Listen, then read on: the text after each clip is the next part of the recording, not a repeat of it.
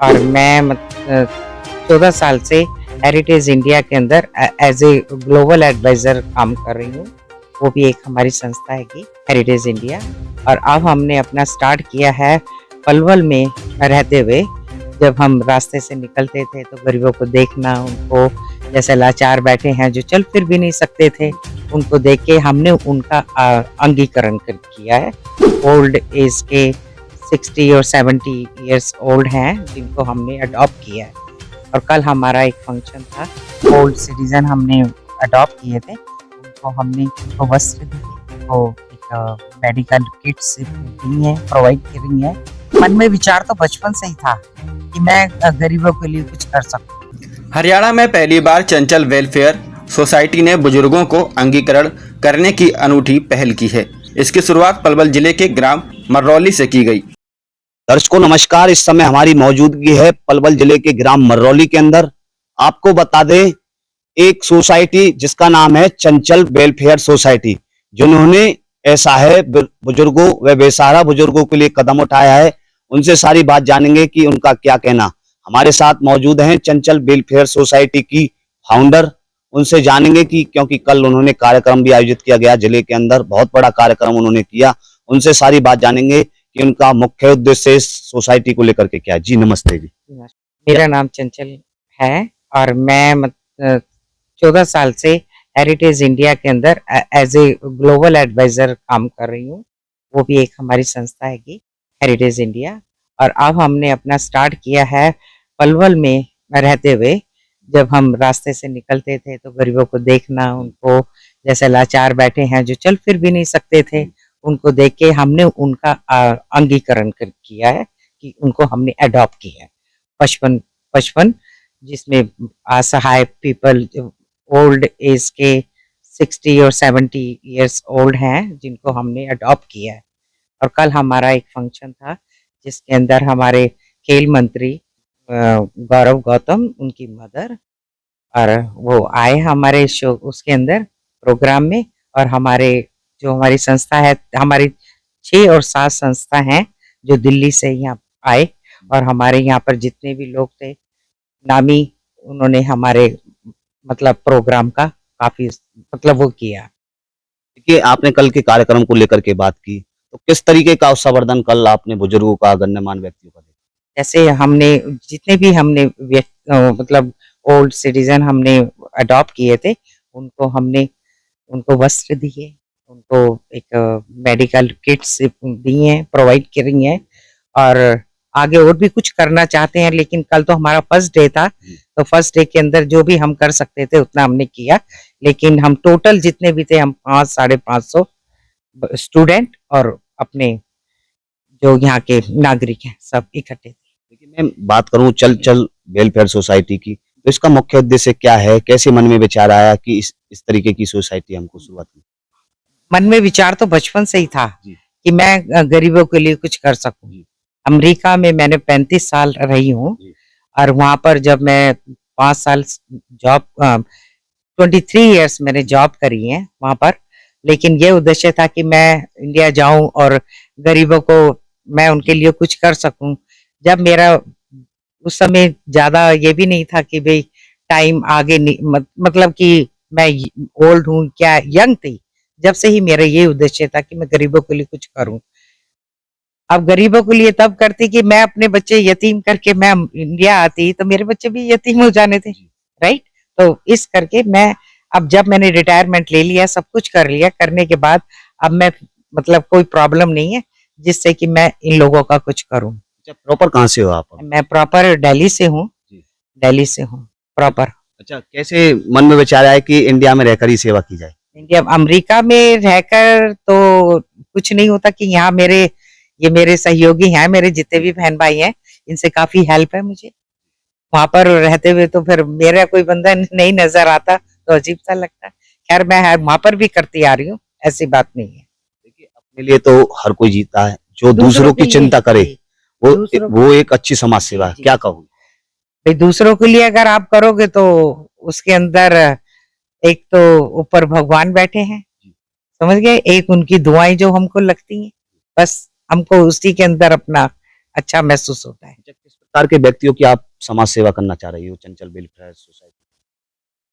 कुछ उद्देश्य तो होना चाहिए जी। ना काम करने का कि हम क्या कर रहे हैं। जी। अब हमने यही सोचा क्योंकि हमारी शुरू से जो हम पहले संस्था में काम करते आ रहे हेरिटेज इंडिया में जी। हमारा यही था।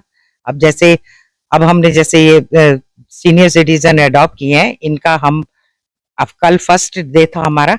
अब हमारा उद्देश्य है कि कोई भी फंक्शन होता है हम इनको इकट्ठा करेंगे, इनके साथ गिफ्ट वगैरह देना, इनके साथ हंसी मजाक करना, प्यार से कोई दुखी है तो उससे बात करो जी। तो उनको थोड़ा अच्छा लगता है। अच्छा, कितनी टीम काम कर रही है आपकी अभी?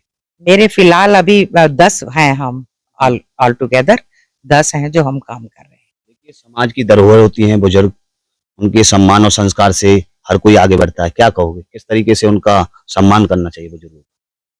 प्यार से, जो वो प्यार से अपने बच्चे पालते हैं ना बचपन में, बच्चों को तो वो गीले में सोते हैं और बच्चों को वो गीले में सोते हैं, बच्चों को सूखे में सुलाते हैं।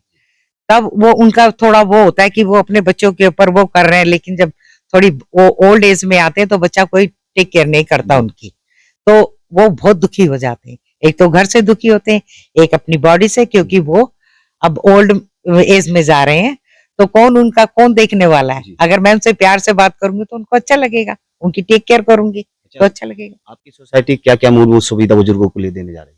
हमारी सोसाइटी की क्या क्या सुविधाएं हैं राइट नाउ जो बुजुर्गों को देने जा रही हैं आप? हम देने जा रहे हैं। जैसे हमने देने में जो भी they need anything we provide them. अगर उनके जो कोई हैंडीकैप है तो हम यहाँ पर कैंप लगवाएंगे। अगर कोई बीमार है तो हम उसकी टेक केयर करेंगे।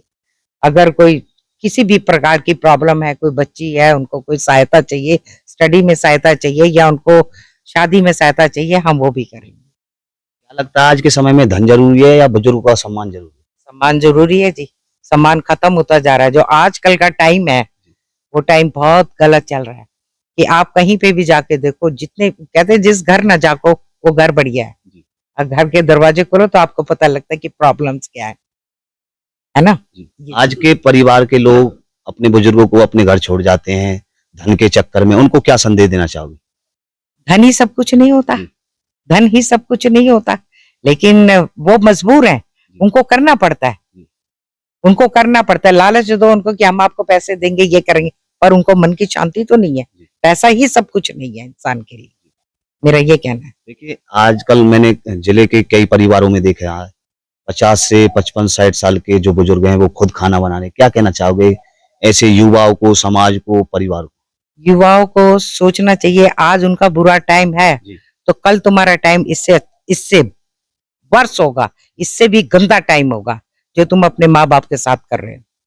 मैं यही चाहूंगी कि अपने माँ बाप की जो इज्जत, भगवान को तो पूछते हैं ना, हम भगवान को पूछते हैं, आप भगवान की जगह अपने माँ बाप को पूछो, उनको बिठा के उनकी इज्जत करो, तब तो सब चीज है। तो मेरा कहना यही है कि हर बच्चे को अच्छी तरह सोचना चाहिए कि ये मेरे बुजुर्ग हैं, इनकी सेवा करना।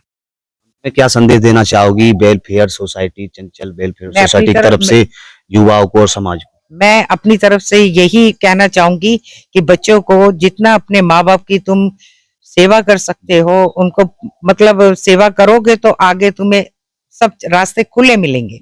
अदरवाइज बहुत हार्ड है उनके लिए, बच्चों के लिए।